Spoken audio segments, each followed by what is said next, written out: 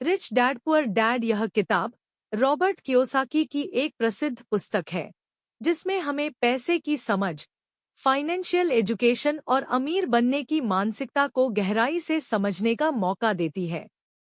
Robert Kiyosaki एक प्रसिद्ध अमेरिकी उद्यमी, निवेशक, लेखक और मोटिवेशनल स्पीकर हैं, जिन्हें विशेष रूप से उनकी बेस्टसेलर किताब रिच डैड पुअर डैड के लिए जाना जाता है।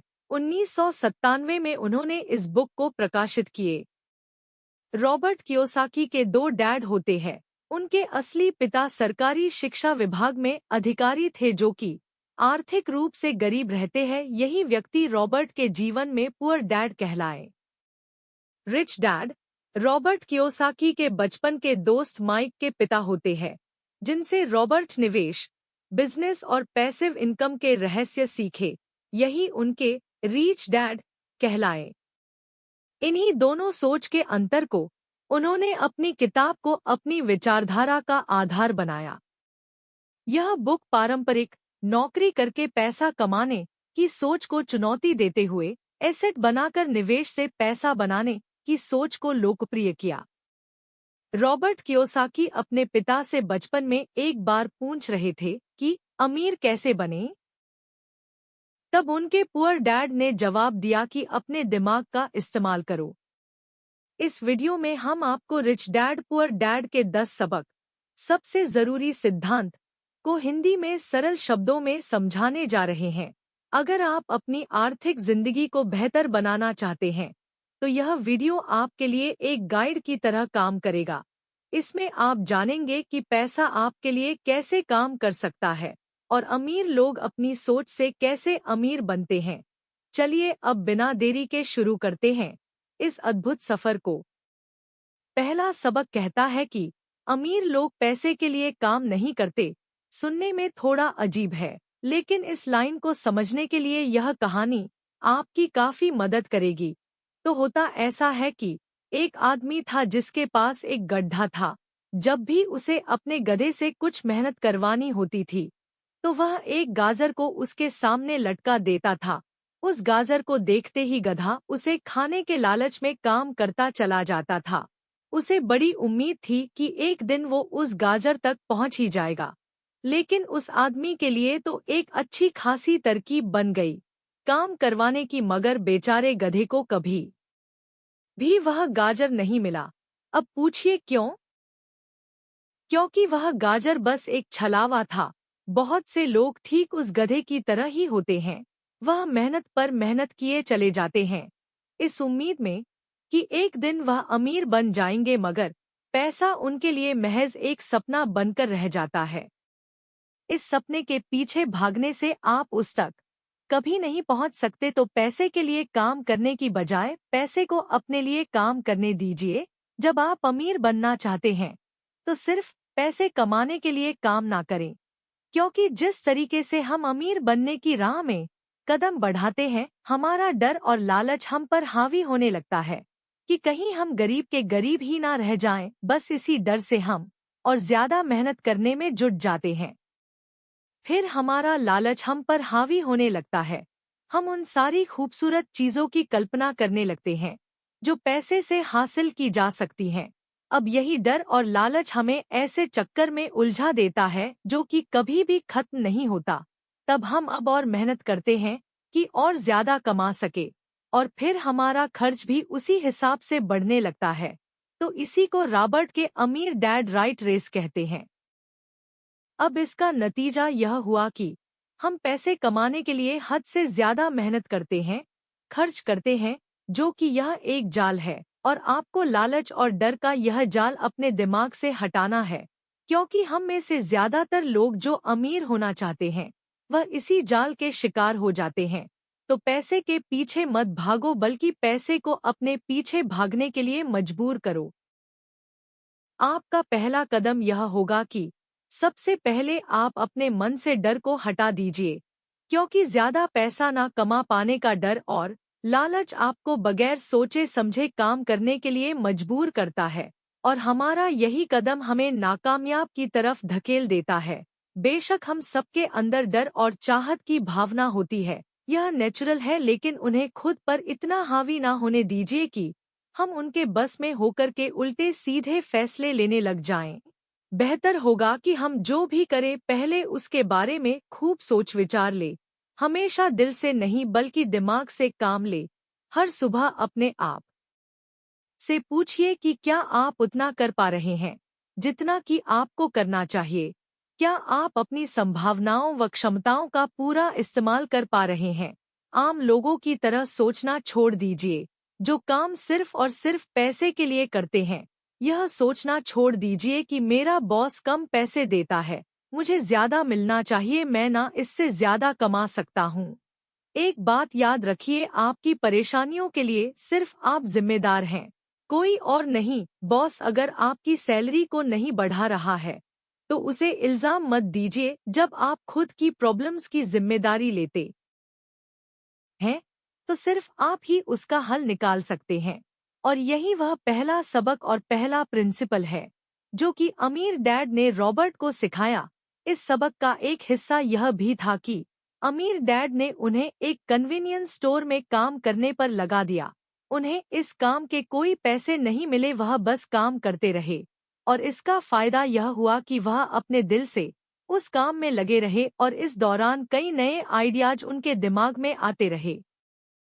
दूसरा सबक जो कहता है कि फाइनेंशियल नॉलेज क्यों सिखाई जाए। अधिकतर लोगों के सवाल होते हैं कि अमीर कैसे बने या अमीर बनने के लिए क्या करें। इन सवालों के जवाब से अधिकतर लोगों को निराशा ही हाथ आती है, मगर इसका सही जवाब होगा कि पहले आप फाइनेंशियल नॉलेज व जानकारी रखना सीखें।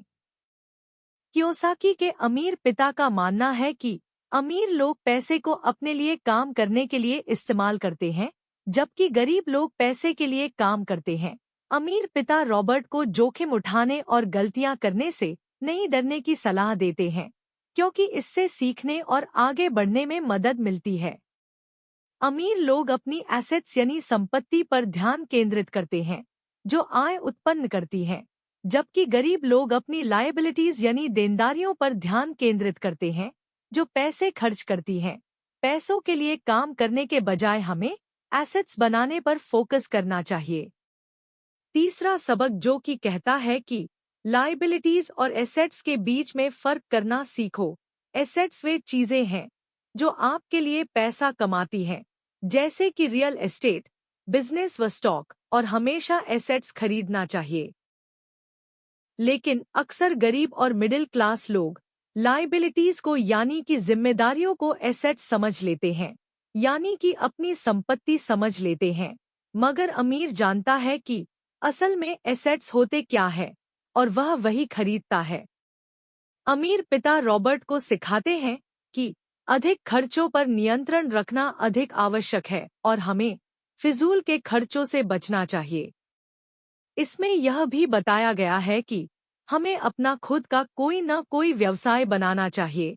जब आप अपना व्यवसाय बनाते हैं तो आप अपने मुनाफे को नियंत्रित कर सकते हैं और अपने वित्तीय भविष्य को आकार दे सकते हैं। चौथा सबक, अमीर और गरीब के बीच अंतर। अमीर लोग अपने व्यवसाय और संपत्ति का उपयोग टैक्स को कम करने के लिए करते हैं, जबकि गरीब लोग जो फाइनेंशियल नॉलेज की कमी के कारण उच्च दरों के टैक्स भुगतान करते हैं। व्यवसाय की शक्ति। कियोसाकी बताते हैं कि हम अपने व्यवसाय का उपयोग करके टैक्स को कैसे कम कर सकते हैं, और यह भी कि कैसे वित्तीय शिक्षा आपको अपने वित्तीय जीवन पर नियंत्रण पाने में मदद कर सकती है। कियोसाकी फाइनेंशियल ज्ञान के महत्व पर जोर देते हुए कहते हैं कि व्यवसाय आपको वित्तीय स्वतंत्रता प्राप्त करने और टैक्स के बोझ से बचने में मदद कर सकता है। कियोसाकी सुझाव देते हैं कि वित्तीय रूप से मजबूत होने के लिए आपको 4 क्षेत्रों में विशेषज्ञता हासिल करनी चाहिए: फाइनेंशियल रिकॉर्ड, निवेश, बाजार और कानून। पांचवा सबक, थिंकिंग ऑफ द रिच यानी अमीरों की तरह सोचो। अमीर लोग पैसे के मामले में अलग तरह की सोच रखते हैं।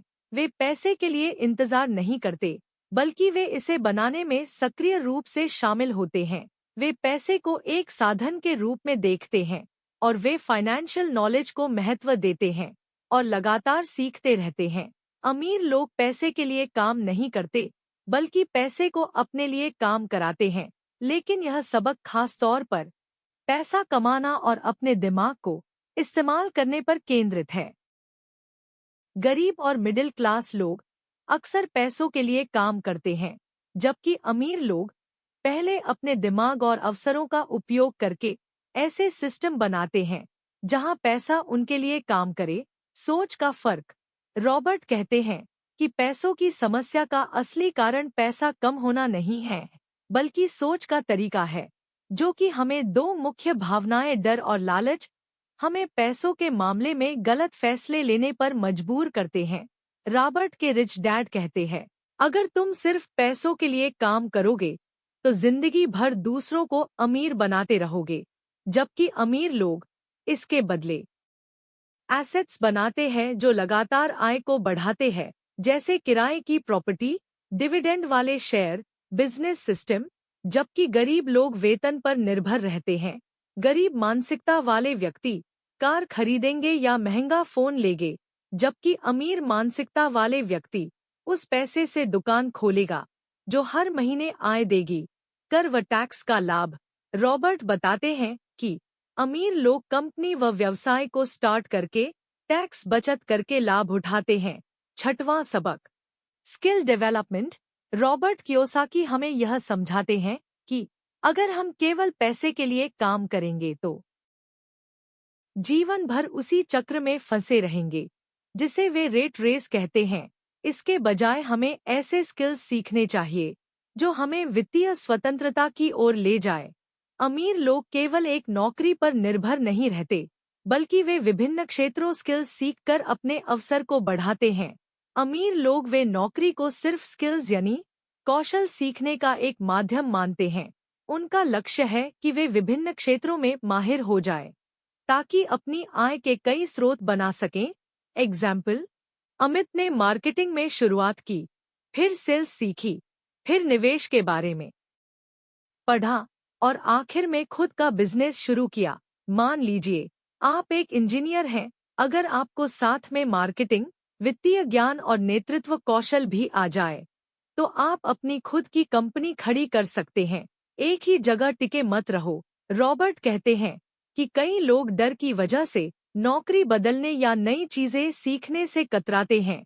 वे कंफर्ट जोन में रहना पसंद करते हैं, लेकिन असली विकास तब होता है जब आप अपनी सीमाओं को तोड़ते हैं। एग्जाम्पल, मनोज एक बैंक में 10 साल से काम कर रहा था। उसे प्रमोशन नहीं मिला, लेकिन वह नौकरी छोड़ने से डर रहा था। बाद में उसने डिजिटल मार्केटिंग सीखी और अपना ऑनलाइन बिजनेस शुरू किया। अब उसकी आय दोगुनी है। सेल्स व बिक्री। चाहे आप कोई भी काम करते हो, सेल्स का ज्ञान होना जरूरी है। इसमें प्रोडक्ट बेचना, आइडिया बेचना और खुद को बेचना शामिल है। जीवन भर सीखते रहना। तुम्हारा असली एसेट तुम्हारा दिमाग है। जितना इसे अपडेट रखोगे, उतना ही अमीर बनोगे। सातवां सबक, अमीर बनने की राह में आने वाली बाधाएं। पैसे कमाना मुश्किल नहीं, बल्कि उन मानसिक और भावनात्मक बाधाओं को पार करना मुश्किल है जो हमें रोकती हैं। कई लोग जानते हैं कि उन्हें निवेश करना चाहिए, संपत्ति बनानी चाहिए और पैसों के बारे में समझदार होना चाहिए, लेकिन फिर भी वे कदम नहीं उठाते। आखिर क्यों? क्योंकि वे मानसिक और भावनात्मक रूप से कुछ बाधाओं के जाल में फंसे रहते हैं। इस सबक में हम आपको वे 5 मुख्य बाधाओं के बारे में बताएंगे जो हमें अमीर होने से रोकते हैं। फियर यानी डर, पैसा खोने का डर। यह डर लगभग हर इंसान के अंदर मौजूद होता है, चाहे वह अमीर हो या गरीब। फर्क सिर्फ इतना है कि अमीर लोग डर को कंट्रोल करना सीख जाते हैं और गरीब लोग डर को अपने फैसलों पर हावी होने देते हैं। हारना जीवन का हिस्सा है, लेकिन हार से डरकर खेल से बाहर होना सबसे बड़ी हार है। हारने के डर को सीखने के मौके की तरह ले। छोटे छोटे निवेश करें और अनुभव से सीखें। नेगेटिव थिंकिंग यानी नकारात्मक सोच। हर अवसर में कमी ढूंढना और नकारात्मक पहलुओं पर ही ध्यान देना। यह मानसिकता आपको आगे बढ़ने से रोक देती है। एग्जाम्पल, राहुल ने एक फ्लैट खरीदने का सोचा जो सस्ते दाम पर बिक रहा था। उसके दोस्त बोले, अरे रियल एस्टेट तो अब खत्म हो गया है भाई, ये तो धोखा लग रहा है, इतना सस्ता है तो जरूर कोई दिक्कत होगी। राहुल डर गया और मौका छोड़ दिया। बाद में वही फ्लैट दोगुने दाम पर बिक गया। लेजीनेस यानी आलस्य। कई लोग कहते हैं मेरे पास समय नहीं है, लेकिन असल में यह समय की कमी नहीं बल्कि लेजीनेस है जो उसे अमीर बनने से रोकता है। अब हम एक एग्जाम्पल के तौर पर समझते हैं। मान लीजिए कि राजेश के पास नौकरी के बाद शाम को 2 घंटे खाली होते हैं, लेकिन वह टीवी देखकर या सोशल मीडिया स्क्रॉल करके समय बर्बाद करता है। अगर वह यही समय नई स्किल सीखने या साइड बिजनेस में लगाता तो उसकी आय बढ़ सकती थी। बैड हैबिट्स यानी अपनी बुरी आदतें। रॉबर्ट बताते हैं कि हैबिट्स ही आपकी वित्तीय स्थिति तय करती हैं। यदि आपकी आदतें पैसा खर्च करने की हैं, तो आप कभी निवेश नहीं कर पाओगे। गीता की तनख्वाह हर महीने की 1 तारीख को आती है और 10 तारीख तक खत्म हो जाती है, क्योंकि वह पहले खर्च करती है और फिर बाद में बचत का सोचती है। पैसों को बचत करने का उपाय, आप अपनी सैलरी का कम से कम 10% पहले बचत व निवेश में डालें और खर्च करने से पहले बजट बनाएं। एरोगेंस यानी अहंकार। अहंकार मतलब कि यह मानना कि मुझे सब पता है या मैं सीखने के लिए बहुत अच्छा हूँ। ऐसे लोग नए अवसरों और सीख से वंचित रह जाते हैं। उदाहरण, बिजनेस सलाह को नजरअंदाज करना। अमित के पास बिजनेस का आइडिया था, लेकिन एक अनुभवी व्यक्ति ने उसे बेहतर तरीका सुझाया। अमित ने अहंकार में कहा, मुझे किसी की सलाह की जरूरत नहीं। बाद में उसका बिजनेस असफल हो गया। अगर आपको हमारी इस तरह के इकोनॉमिक और इंस्पिरेशन बुक को सुनना चाहते हैं, तो आप हमारे चैनल बुक ओपिनियन को सब्सक्राइब करें, जिससे आपको हमारी आने वाली वीडियोज आप तक पहुंच सके।